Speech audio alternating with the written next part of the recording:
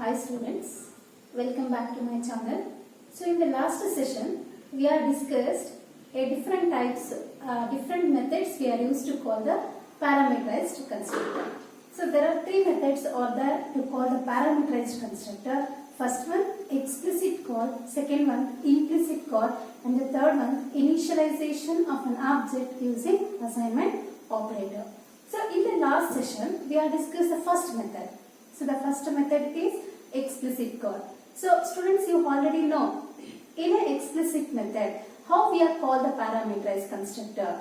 So what is the method what is the procedure we are used to call the explicit parameterized constructor means when we are creating an object, the object is followed by assignment operator, it is followed by constructor name and the argument list we are enclosed in a parenthesis. Understood? So we are discussed with a programming examples, the explicit call. So in this session, I want to explain the second method to call the parameterized constructor is implicit call.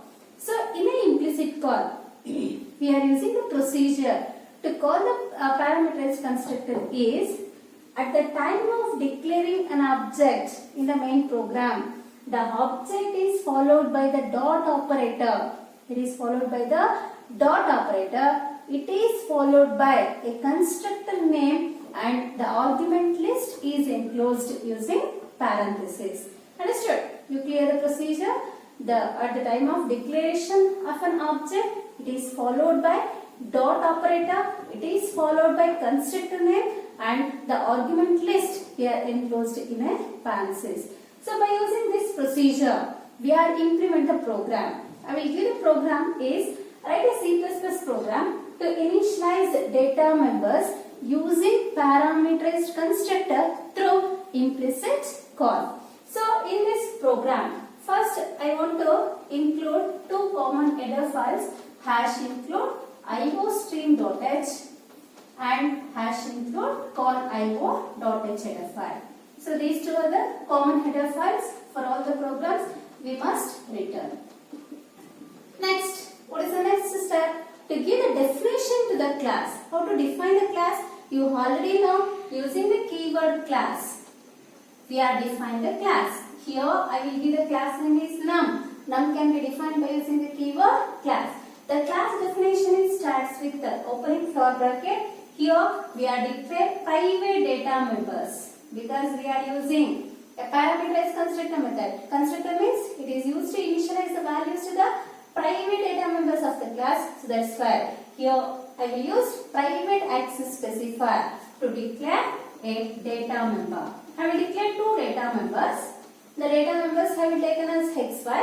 xy we are declared by using integer data. So these two are the private data member of the class num. Now we are use a rule to create the constructor. The constructor rule says that the constructor name and class name must be same and the constructor can be defined under public section. So we are using those rules. We are creating the constructor.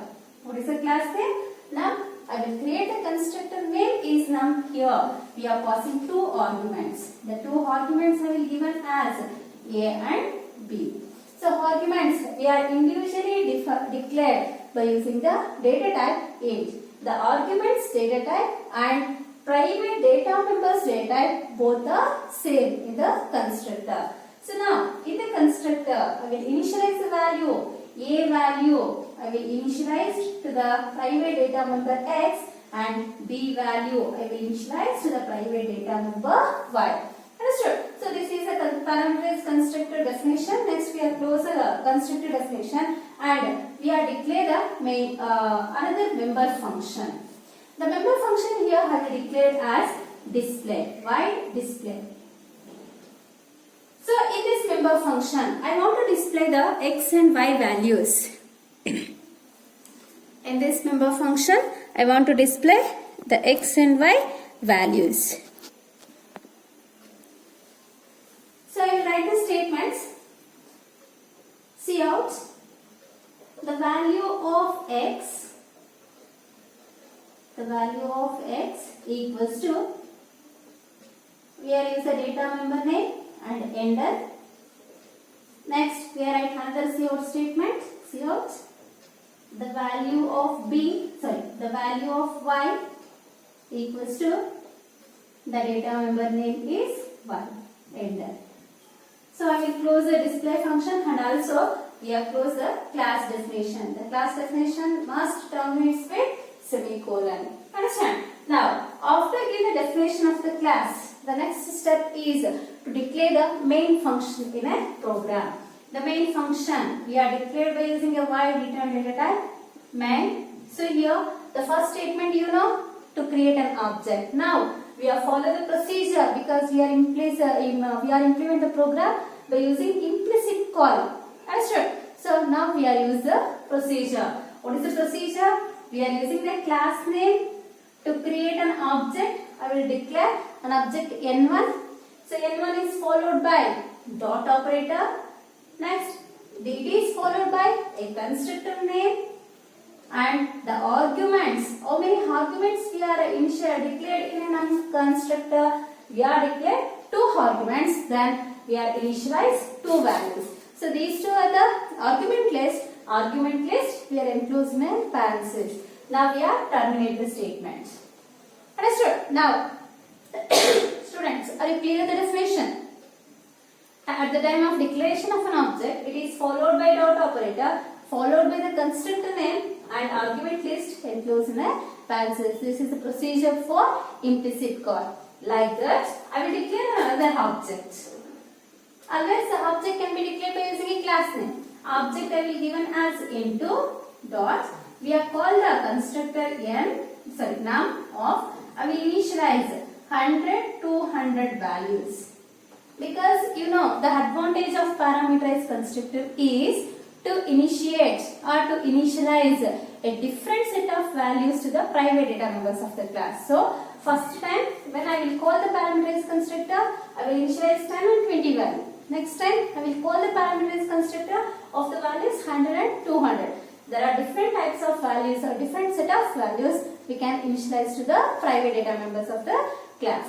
After declaration, we have called the CLR function and we are called a display function. How to call the display function? With the help of dot operator. Before that, I will write a COUT statement. First parameterized constructor with the help of the values 10 and 20. We have called the first parameterized constructor. So we are using object name. The object name is n1 dot. What is the member function that we are using in a program? Display. n1 dot display. And we are writing another COUT statement. Second parameterized constructor. Second parameterized constructor means with the help of the values 100 and 200. We are called the parameterized constructor. So, what is the object we are created for calling the second values? n2 dot display function. After over the program implementation, we have called the getCH function and terminate the main function. Understood? So this is the procedure to implement the program with the help of implicit call. So now I will explain how this program will be executed. Students, the program execution begins with a main function. In the main function, the first statement will be executed. So what is the first statement? The first object declaration statement. When an object is declared with the help of class, the compiler check whether the class is defined or not. So already we are defined, before the main function we are defined, then compiler takes the definition and it will continue the execution. So it will execute n1 object. So when an object is created, it will allocate some memory space for an object n1. Later we are using the dot operator with constructor name. Here compiler check what is the name user can given num. What is the class name? Num. Then compiler is understand this program is related to constructor. Understood? Because the constructor name and class name both are same. The compiler software can easily identify this is a program belongs to the constructor or parameterized constructor method. Next, immediately when an object is created, automatically it will initialize initialize its value? Because an object invokes its constructor. So this object invokes the constructor num. So what happens here? The control is transferred from main function to class definition. In the class definition, so the constructor is invoked automatically. Then it will initialize AB values to the XY variables. Understood? So what is the value of A? We are passing in the constructor 10. That 10 value should be copied to the X variable. And we are passing 20 value. That 20 value is the argument value. This argument value is stored to the Y variable. Y contains 20. Understood? So in an N1 object, we are initialize values 10 and 20. These 10 and 20 values can be initialized to the private data members X and Y. Understood? Now, after termination of the constructor execution, again the control is transferred back to the main function. In the main function, it will execute the second statement. Again, in the second statement, we are creating an object N2. Hence, immediately the compiler is allocate some memory space, a block of memory space to N2 object. So it is followed by dot operator and constructor name. Compiler is understand it is a constructor program. Then it will automatically invoke the same constructor. Same constructor means num constructor. Control is transferred from main function to class definition. Here the constructor is invoked and it is initialized its values to the private data members of the class. In the second time, which value we are initialized to the A arguments? 100. So 100 value can be stored in the X variable and we are passing 200 argument to the argument B. Then 200 will be copied to the data member Y. Means N2 object can be used to initialize A value 100 and B value 200 to the data members X and Y. Understood? After second time, the constructor execution is complete. The control again transfer to the main function and it will execute the third statement. It will clear the previous output screen and the output screen is ready to execute our program. Next, it will execute the next statement. So, in the next line, we are at a cout statement. It is output statement. So, consider this is output screen and the output screen. It will display whatever the string we are written within a double quotes. So, here I will write the string is first parameterized constructor. As it is displayed on the monitor screen or output screen. Enter, the cursor goes to new line and so we are called which function? Display function. So this display function we are called with the help of first object means N1 object. So the control is transferred from display function. So this display function executes the statements. See out the value of x equals to the value of x equals to. So which value it will be displayed? Either 100 or 10. It will display 10 value, correct? Because N1 object, it will be initialized value 10 to the data member of the class X. So that's why the value 10 will be displayed. After that, enter the cursor goes to new line. Then execute the second statement, the value of y. So it will display the string value, the value of y equals to. We have called the function with the help of N1 object. The N1 object initialize 20 value to the data member y. So y display 20 value. After over the execution of the display function, control transfer to the main function and it will execute the another statement. See out second parameterized constructor. Here the string value is displayed. Second parameterized constructor. So after displaying the statement, the cursor goes to the new line because we have mentioned the enter statement. Next, we have called the same function display function but with the help of N2 object. Immediately, the object is called the display function and display starts its execution. The first statement will be executed on the output screen. The value of y, the value of x equals to which value can be displayed now? N2 x value can be displayed. So in an N2 object, X contains the value 100 because the argument A is initially its value to the private data members of the class. Then X contains 100. After that, it will execute the 100 statement. The value of Y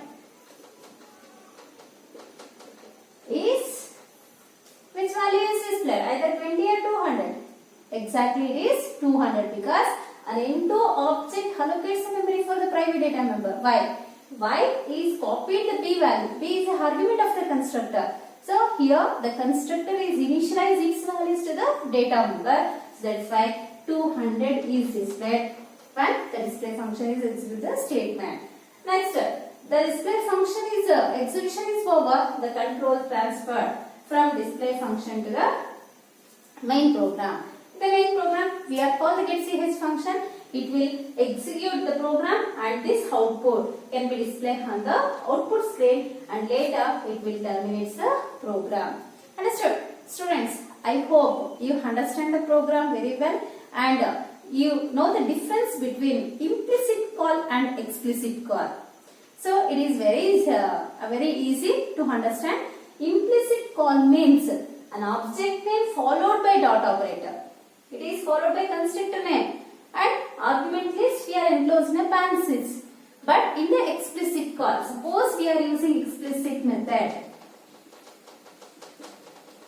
Explicit call means at the time of creating an object name followed by assignment operator. It is followed by constructor name and argument list we are enclosed in a parenthesis.